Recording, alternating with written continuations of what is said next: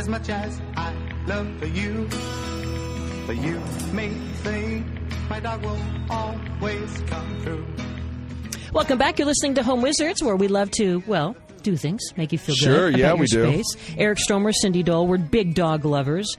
And if you have a dog like I do, it seems that, well, I'll tell you about Abby in a second, but it seems that there are so many ways to creatively and in a beautiful way, attractively, create a barrier so your dogs don't escape.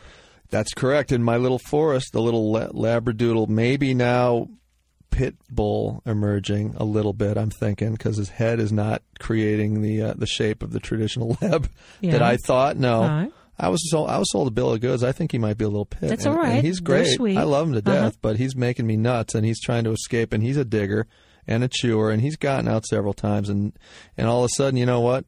New sheriff's in town. We're kind of taking some steps to make that not happen ever again. Well, you know, and there's so many different kinds of fences that we can build, right? And I've seen really creative living fences where people create a wall. I mean, it may not work for Forrest because some dogs can still get beyond that. Sure. But they've used like azaleas or hibiscus because they're so tight and clumping, and they're vibrant and they're evergreen throughout the year, and then you get the bonus of the flower. And if you have them all tight together, and if they're tall enough, then hopefully it would keep your dog inside. Yeah, and that's great if you're going to start from scratch. But I think let's address first of all that you already maybe have a fence and you've got your dog in this enclosed area, but you have to amend it because Forrest can get under this fence that I already have because he's a digger, right? So what do? Well, first what you do before you dig ever in the history of the world, you call 811 on your telephone, and that's a service that'll come out and it'll tell you exactly where power lines, gas lines, anything that could potentially be dangerous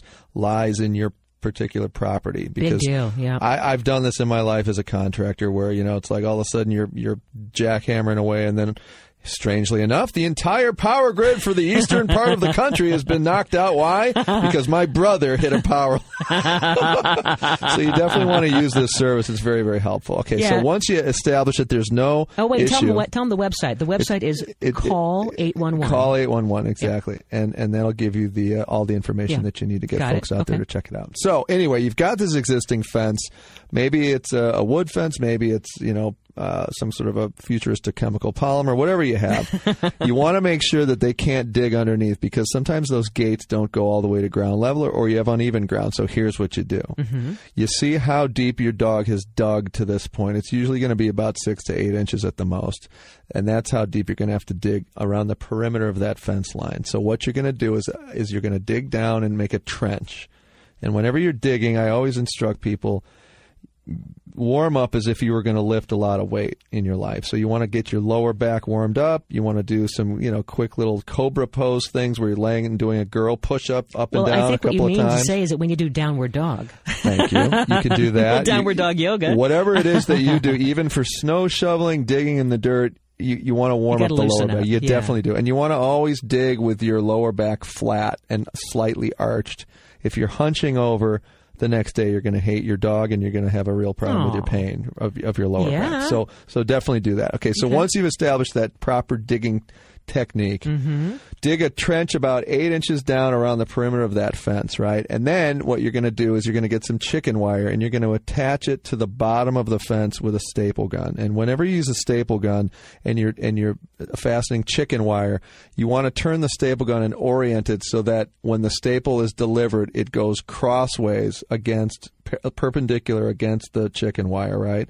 So the dog's not going to cut himself, right? Well, not only that, but you can't hold chicken wire to anything if you don't nail it, if you don't staple it the right way. So make sure you understand that you're stapling it across the piece of metal that's going onto the fence. So you're going every 5 to 8 inches with a staple gun. You're having this chicken wire come down about 8 inches and then curling the chicken wire away from the dog. It wants to go out toward the street so that the dog won't cut his paws. Then you just put your dirt back over the chicken wire, and then it's like, aha! You try to dig now, my little friend. You're in prison. You mean you're the winner? That's right. You showed him. And you just stand there and whistle and then let him dig, and then he gets to that barrier. Not awe. What's the alternative? It's not sad. It's kind of sad because you're the commandant of your property. He is trapped now. But he's a prisoner. Forrest has it so good. You have no idea. I know. And but now, I felt sad because now he's, I'm yay. I mean, you're the homeowner and you're in control. That's it. Well, and if he gets out, he'll get hit by a car because, there's no ability for him to stop. Abby and Bailey, we call it the walkabout. Yeah. But they stay inside all the time, but we let them out and then we don't have a fence. And they just, we live on a dead end street and so they don't go too far away. But they go to this one neighbor's house that has a lot of great grass. And Abby loves to get on her back and rub her back. Her legs are in the air, and she's smiling at the sunshine, and she's in total bliss. Isn't that great? It's the funniest thing. And then she comes. I say, "Come on up here," and she goes running back up. So it's almost like her little treat to do that. Yeah. So I feel like I let her do it. No, you gotta let her do it. Yeah. And you know what? You know what else is really cute about having these two dogs? Hazel's such a good dog. She's teaching this little knucklehead how to kind of do things in the house. Yeah, it really is fun to watch him.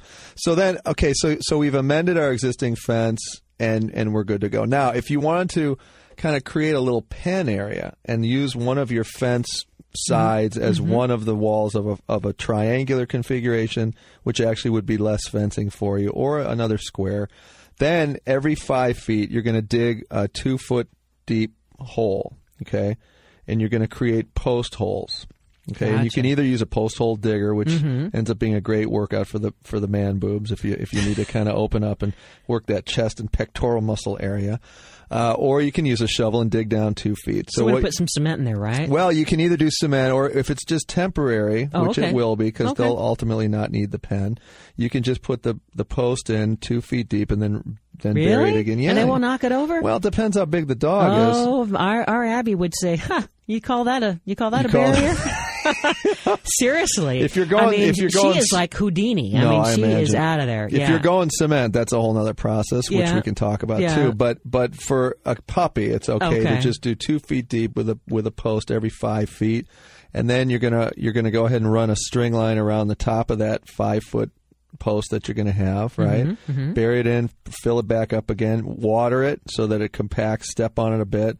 And then you're going to go ahead and staple gun either chicken wire onto that post all the way around, or you can use traditional fencing material, whatever you decide you want to do. And so let's talk about that. What are some of your favorites? Because some are more attractive than others. I mean, I don't know. I mean, I want it to look, especially if it's near the front yard. You want it to still have that curb appeal. Yeah. You don't want it to feel like it's just all chain link fence. That feels prison-y to me. I just love either traditional wood, cedar, redwood, or you can even do, if you do bamboo. Oh, I love bamboo. It's really pretty, but you have to always make sure that you put your fencing material inside your framing.